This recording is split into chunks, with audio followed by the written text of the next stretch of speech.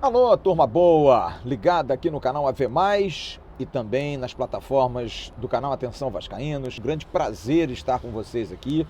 E eu venho para trazer opinião sobre assuntos importantes da semana. E são dois os assuntos. Primeiro, o jogo de domingo contra o Atlético Mineiro, a preparação do Vasco, o que o Vasco tem que fazer para conseguir fazer frente ao líder do Campeonato Brasileiro. E o outro assunto, os dois nomes que foram especulados, mas negociados e estão aí em bica de ser fechados. Tanto Latif Blessing, jogador ganês que joga na Major League Soccer, jogador que está em Los Angeles, de 23 anos, e Antônio Valência, um veterano de 35 anos, jogador da seleção do Equador, que durante 10 anos jogou no Manchester United. Bom, eu vou falar primeiro sobre esses dois reforços, sobre esses dois jogadores que estão sendo negociados. Acho que o Antônio Valência é um nome muito bom. Torcedor, muitos reclamam da questão da idade, poxa, como é que vai ser? Olha, a gente tem exemplos recentes que dão ao torcedor, e você tem esse direito, de ter uma desconfiança. Por quê? Veja, por exemplo, o Maxi Lopes, jogador que chegou acima do peso, tentou sempre manter-se numa condição mínima de jogo, não conseguiu, mas com a bola no pé, muito diferente. Jogador muito especial. E você tem, mais recente, o Fred Guarim, que também chegou um pouquinho acima do peso, mas o pouco que jogou no Vasco, jogou demais. Virou até uma referência para o torcedor e também para os jogadores. Imagina um jogador como Antônio Valência, que tecnicamente é muito bom, mas que tem muita força, muita intensidade, bem fisicamente. Esse jogador pode ser um diferencial para o Vasco, seja na lateral direita, seja no meio campo. Eu prefiro o Valência jogando de lateral. Tem mais costume, há uma necessidade maior do Vasco ali, e acho que no meio de campo ele é um jogador muito mais de intensidade e força do que um jogador de talento. Claro que ele tem muita qualidade também, mas acho que ele pode ser um fator diferencial. Ah, mas e a idade dele, 35 anos? Gente, esse tabu aí não dá mais, não tem mais espaço no futebol brasileiro. Acho que nem no Mundial. Você vê aí jogadores atuando com 37, 38, 39 anos em bom nível.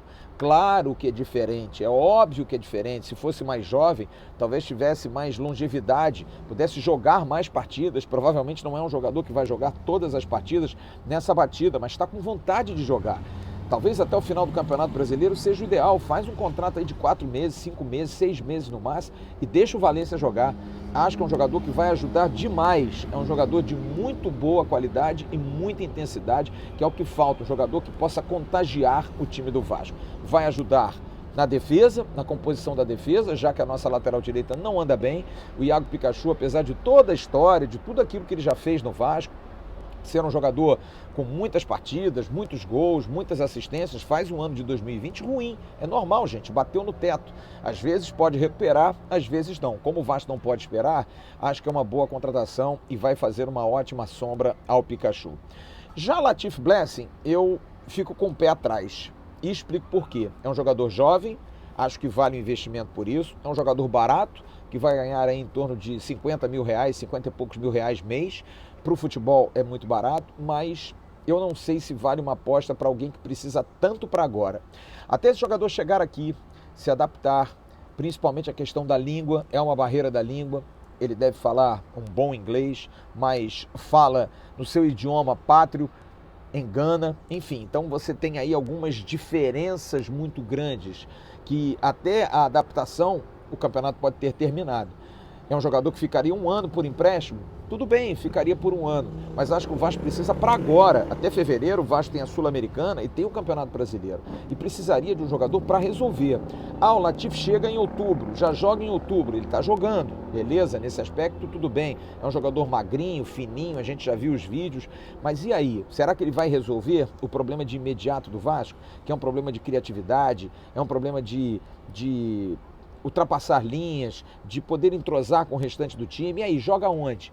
Porque eu ontem apurei que ele não é um jogador que vai jogar, por exemplo, onde está jogando hoje mal na lateral direita. Ele é um jogador de meio de campo, é um jogador de criatividade, de ser um 10 praticamente. Mas e aí, vai jogar ali como? Como é que vai entrosar? Então, eu penso que como aposta por ser um jogador jovem, vale a pena. Mas eu acho que o Vasco deveria correr atrás de um outro jogador, mais pronto, para chegar e jogar, e a curto prazo. O Vasco não pode ficar esperando adaptações, não pode ficar esperando o jogador chegar e com uma varinha mágica jogar imediatamente, jogar bem. Não é assim. Antônio Valência não, está treinando, está aqui do lado, é um jogador que vinha jogando com a LDU até o meio do ano, de repente chega aqui em uma semana, 2 semanas, está ok, apesar de que uma semana, 2 semanas são praticamente aí 4, 5, 6 jogos às vezes, dependendo. Então, você tem que pensar também nisso, no jogador que venha de imediato. É ruim o Latif Blessing? Não acho pelos vídeos, mas eu também nunca vi vídeo de piores momentos. Todo mundo edita vídeo de bons momentos. Acho que pelo jeito dele jogar, parece ser um jogador muito interessante, mas é uma aposta. Não conheço, não sei quem é. Não entendo você apostar num jogador como esse, de repente você podendo buscar um outro jogador, talvez no mercado sul-americano. Volto a dizer, pela oportunidade de negócio, acho até que vale, mas será que o Vasco hoje precisa buscar oportunidades de negócio com jogadores que são experiência? São jogadores que a gente não conhece? Não sei, a não ser que alguém tenha recomendado muito, alguém da comissão técnica conheça, alguém da comissão técnica conheça alguém em Los Angeles ou conheça alguém na Major League Soccer que possa dizer, olha, leva que ele vai arrebentar. A gente fica nessa expectativa. São essas as minhas opiniões e eu gostaria também de saber a sua. O que você acha? Você concorda comigo? Discorda? Quero saber o que você pensa. Sobre o jogo de domingo com o Atlético Mineiro, eu tenho também uma opinião muito firme. Não acho que seja um jogo dessa expectativa tanto do Vasco tomar uma goleada. Sabe por quê? Porque eu acho que o Atlético Mineiro tem um bom time e acho que também se pinta muito o trabalho do Jorge Sampaoli.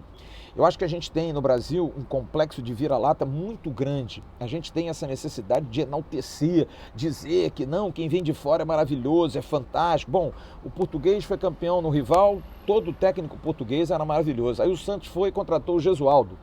Não demorou 6 meses. Gente, calma, não é assim. Ninguém é mágico. O Sampaoli tem uma filosofia de jogar para frente, concorda? É um treinador que, para quem é torcedor, é uma maneira de você ficar feliz. Mas o Atlético já teve Levir Coupe, por exemplo, Cuca, era o tal do galo doido, jogava para frente. Hoje o Atlético é o galo doido, da mesma forma. Mas e aí o atrás? Será que a defesa é balanceada? Será que a defesa consegue segurar? O Atlético recentemente ganhou do Atlético Goianiense por 4-2. Fez 4 gols, mas tomou 2. Perdeu para o Botafogo por 2-0. O Botafogo que não tem força ofensiva e conseguiu meter 2 gols no Atlético. É um time que me parece desequilibrado, que também tem problemas de pagamentos de salários. Estão sendo feitas aí contratações altíssimas e o clube não consegue pagar salário. Um pouco incoerente isso, mas acho que, é claro, tem que se respeitar o Atlético. Não é líder do campeonato por sorte, é um líder do campeonato que tem uma filosofia ofensiva, mas se a gente for botar no papel aqui, não vejo o time do Atlético sendo esse time tão ou mais diferente do que os outros. Pode ser um pouco mais diferente que o do Vasco? Acho, mas acho que o Vasco tem uma vantagem porque vai enfrentar um time que propõe o jogo.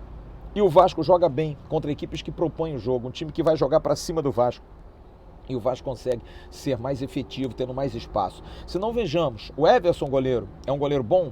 É um bom goleiro, jogou no Ceará, mas muito mais reconhecido pelo fato de jogar com a bola nos pés. O Guga, lateral direito, eu acho um jogador normal, um jogador comum. Acho até um reserva, o Mariano, que foi jogador do Fluminense, que jogou na Europa, melhor do que ele.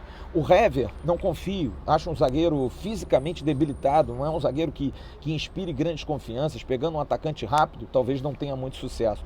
O Alonso, quarto zagueiro, que era jogador do Boca, é bom jogador. O Guilherme Arana é ótimo jogador, foi campeão brasileiro com o Corinthians. No meio, você tem o Alan, que é o meio-campo que jogou no Fluminense, e você pergunta, mas o Alan é um jogador que você, torcedor do Vasco, queria no nosso clube? Queria jogando? Não, vamos contratar o Alan porque ele vem ajudar. Não acho. Acho que é um jogador bom. É um jogador que pode ajudar, mas não é esse craque todo. O Jair era segundo volante do Sport, que foi rebaixado para a segunda divisão alguns anos atrás com o Milton Mendes no comando. Mas é um bom jogador, é um jogador voluntarioso. O Natan era um meia que não deu certo, principalmente no Atlético do Paraná, jovem, jogou em seleção de base, está passando uma boa fase. E na frente você tem o Savarino, que é um ponta-direita rápido, dos antigos, que vai para dentro. O Eduardo Sacha, que nem centroavante é, que é um jogador também que jogou bem em alguns clubes, mas também não brilhou intensamente. E o Keno, que é um jogador que tem muita velocidade, tem bom arranque. No Santa Cruz, com o Grafite ainda jogador e com o Milton Mendes também, treinador na época, fez um campeonato brasileiro alguns anos atrás, disparando e depois acabou caindo na mesmice. Foi para o Palmeiras, fez bons jogos, foi para o Egito, fez bons jogos e voltou a estar numa boa fase. Nem ele acredita que esteja fazendo tanto gol, fez 3 em 2 jogos. Mas é um jogador perigoso? É muito perigoso. O Vasco precisa tomar cuidado? Sim, precisa tomar cuidado. Mas já acho, e aí sim a discussão que eu quero ter com você, o Ramon precisa mexer no esquema, precisa fazer um esquema mais sólido, precisa fazer um esquema principalmente mais forte do lado direito.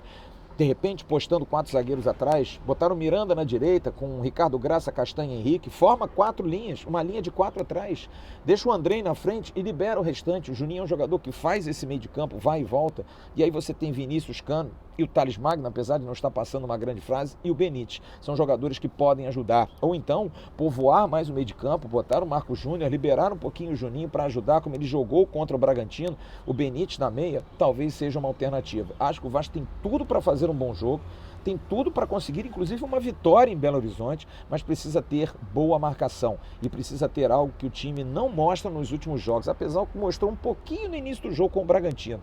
Marcação, força, intensidade, vontade de tomar a bola do adversário. O Vasco anda muito passivão, muito quietão, muito sem iniciativa. A última vez que eu vi o Vasco fazer um jogo dessa forma foi contra o Santos, lá em São Paulo, que também era a mesma história, de um time que tinha 2 pontas, e o Vasco acabou indo bem naquela partida, poderia ter vencido. O jogo do Botafogo, que foi uma vitória que nós tivemos por 3-2, foi muito por isso, que o Botafogo também saiu, e o Vasco no contra-ataque acabou conseguindo fazer seus gols. Mas foi um jogo também que o Vasco, sendo atacado, conseguiu render mais. Acho que assim o time consegue jogar mais. Concordo muito com o João Pedro, quando o João Pedro diz, para jogar hoje contra o Vasco é dar a bola para o Vasco. O Vasco não consegue ser propositivo, não consegue propor o jogo, tem essa dificuldade. E talvez domingo não seja assim. Talvez o Atlético venha propor cuidados na defesa e aí sim o Vasco vai ter condição de repente, jogando no erro do Atlético Mineiro. E olha, são muitos. Eu já vi o Atlético jogando várias vezes nesse campeonato. É um time que comete muitas falhas atrás e falhas até bizonhas. O Vasco tem alguma chance. Favorito? Não sei, eu acho que pelo clássico, pela força, é claro que o Atlético Mineiro vive uma fase boa, é líder, mas acho que o Vasco pode equilibrar e pode conseguir uma boa vitória. Mas é a minha opinião e eu quero que você deixe a sua aqui embaixo, você que está ligado aqui no canal Ave Mais, prazer enorme poder dividir isso com você. É isso aí, turma. Logo mais, eu estou no Avenews para a gente bater um papo, trazer informações, quem sabe a gente já não vai trazer alguma informação sobre mudança de time, sobre contratações, enfim, a gente sempre correndo atrás das informações com o maior prazer. Curta as nossas redes sociais no @avascaínos, Facebook, Instagram e Twitter, a gente sempre dá muita notícia por lá. E amanhã a gente tem a nossa live resenha. E domingo, a partir de 19h45, nós estaremos com o nosso pré-jogo para Vasco da Gama e Atlético Mineiro, 20h30 da noite, horário doido, tarde pra caramba. Vasco e Atlético Mineiro jogam domingo no estádio do Mineirão. Um grande abraço para todos vocês ligados aqui no canal Ave Mais. Tchau, turma.